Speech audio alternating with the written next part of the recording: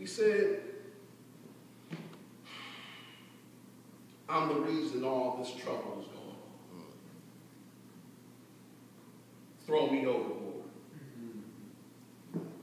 Now, we don't know if he was just making this declaration to kill himself or just to spare the lives of those on the boat. That's a good topic for a discussion in a class, maybe. Sounds like a good debate to me. But all we know is that Jonah knew that he was the issue. And if he did nothing, nothing was going to change. So, church, what are the benefits for us to throw our flesh, our desires, our agenda overboard the ship of life? Number one, you're forced to face your true self. Right. People wear masks every single day. They try to hide behind a mask saying, I'm not hurt, I'm not in pain, I don't suffer, I don't go through anything. Or maybe it's not even that. You may be a well-adjusted person. And you hide behind the mask of, I don't feel anybody else's pain, empathy, or for anybody else and what folk are going through. Because I just know that I live in a society that there couldn't be this much going on. Or you hide behind the mask of saying, I live in a post-racial society where racism is dead. Or I live in a society where our economy really isn't as bad as it seems, and there's no reason for there to be the poor and the needy and everything like that. Why do they need to be helped? They have a safety net. Not so. I knew somebody would catch that in this. Come on now. A lot of people hide behind their masks, but when trouble comes, you have to face who you really are. Come on now. When I see someone beaten down by life, I can't go around looking as if there are no tears in my eyes. When I look at the situations that are happening around me, whether it's black, white, this, that, or the other, there's no way I can go around saying, I am not hurt by those that are maligned. I'm not hurt by those that are going through pain and suffering. Why fake it? I know who I am. I'm not just a preacher, but I empathize with people. Why was City of Destiny created in Circleville, Ohio, out of the Second Baptist Church?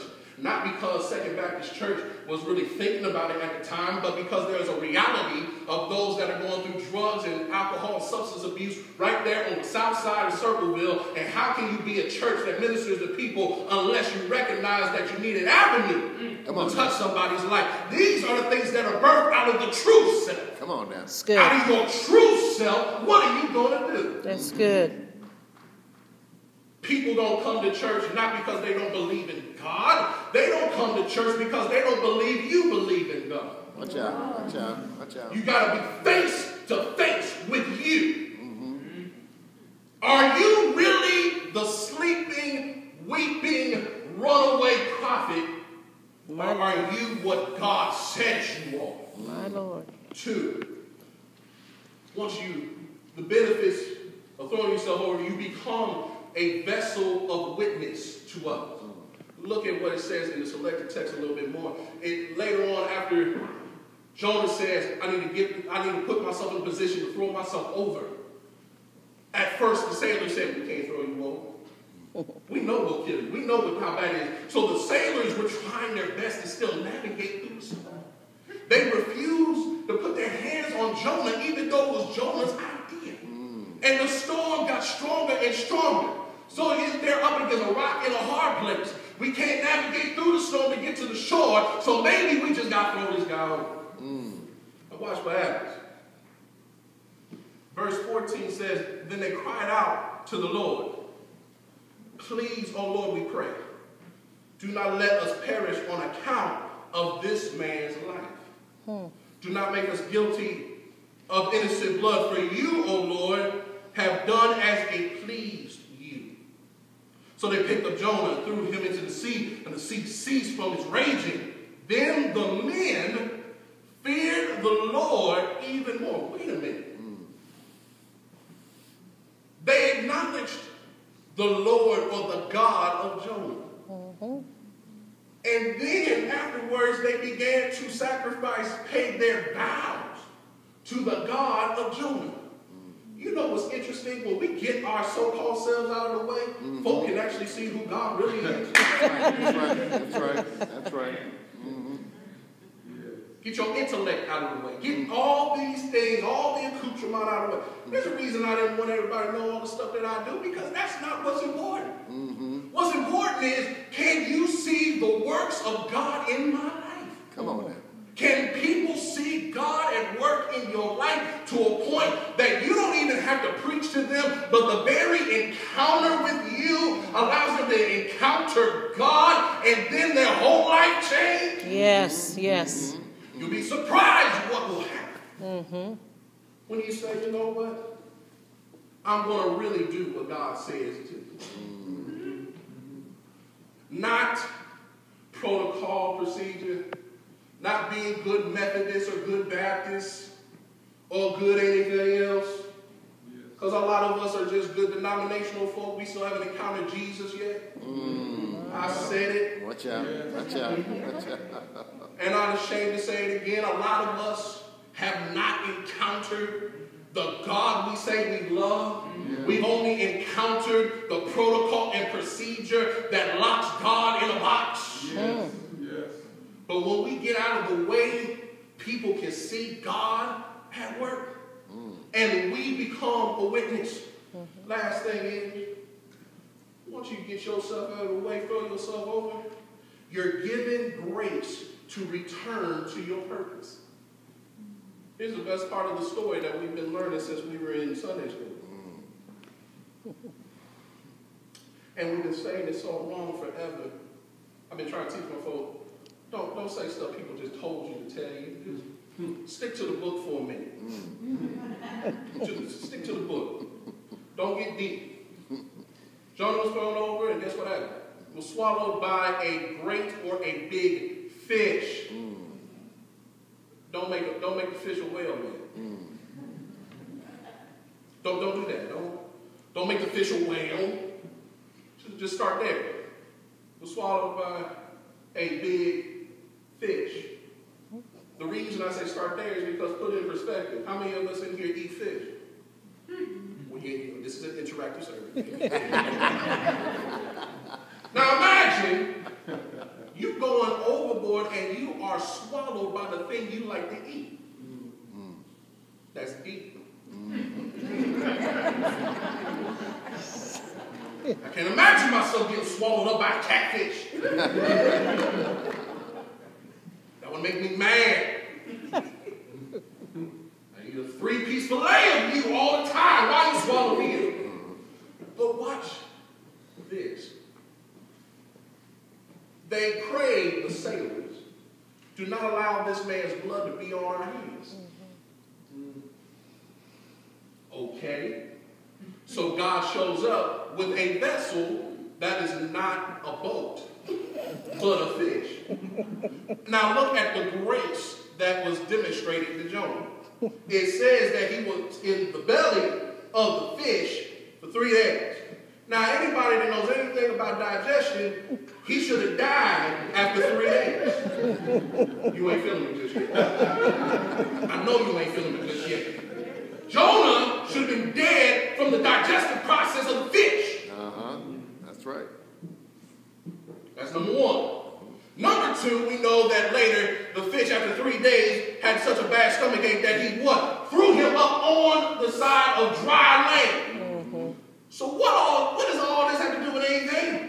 God will always find a way to let his grace be shown even when we make so many stupid mistakes by trying to run away from him. Why? Because he's made an investment in our lives. That's good. Right. And the God I serve wants a return on the investment. Come on now. Come on. And if the return does not come, it's not because God didn't give us a chance, but it's now on us because we didn't want to get the return. Come on. So this little guy does this.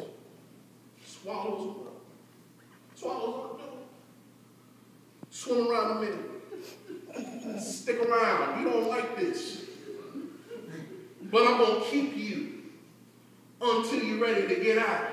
And then chapter 2 comes where all we hear is Jonah singing and shouting. Oh, yeah, you will shout too. You've been in a tight place, swallowed up by a fish.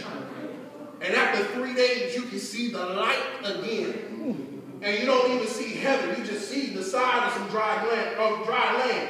And all of a sudden, you get to shout because I was kept from the depth of the sea, where my life should have been swallowed up. And now I can still stand where I ought to be. And God, because you gave me another chance. I wish I was in the right place. Now, I'm getting ready to close now. Because I'm in the right place. And because you kept me, I got no other alternative but to say I'm going to do what you say. Not because you forced me to, but because I know my way can't work. Because my way got me in a storm. My way got me swallowed up by a fish. But your way will keep me from all hurt and harm. That's the kind of God I serve. And that's the kind of God people want to see. Not the one that's quote-unquote a punisher. Not one that's a glutton for punishment for the people. Not one that wants to see folks suffer. But they need to see a witness out of you and me that we know who God truly is. It's not head knowledge. It's heart knowledge. It's not in your head. It's down in your spirit. What do you really know about Jesus? Come on. I've heard old folks say, he's all right. But what do you really know about the Lord? I ought to know that God is a way maker. I ought to know that God is a heart fixer, a mind regulator. He's my all. He's my joy. He's my peace. He's my everything. And because of that, I ought to have a praise and a shout on the inside that I can't keep to myself. Come on. Come on. Get out of the way. Throw yourself off. Some of us are too smart for our own good anyway. I don't want to see you. I don't want to see all the alphabet soup after your name. That's what my pastor calls it. He has a PhD and he said, hey, nobody cares about the alphabet soup after our name. They can't know till you really know who God is. And know God well enough to get out of the way and not be an obstruction. Every head bowed, every eye closed.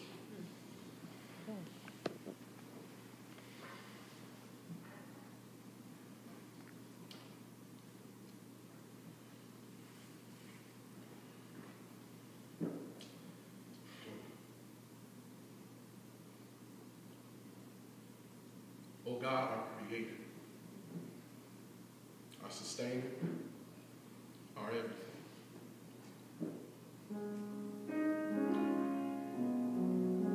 We come acknowledging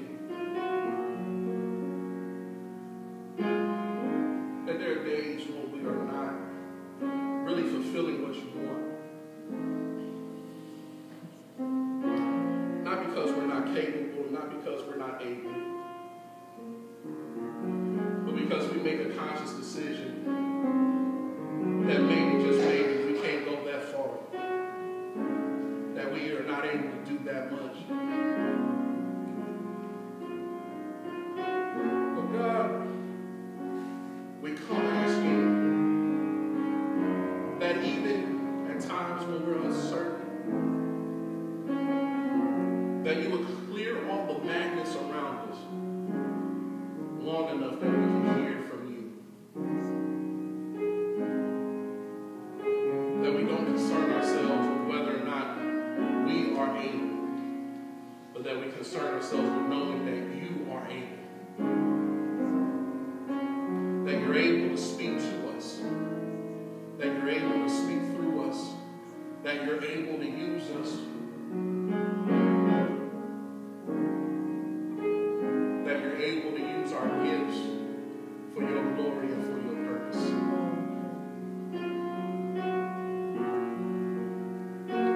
Lord, forgive us. At times when we miss our opportunity. But Lord, remind us that we have another chance to not only get it right with you, but to help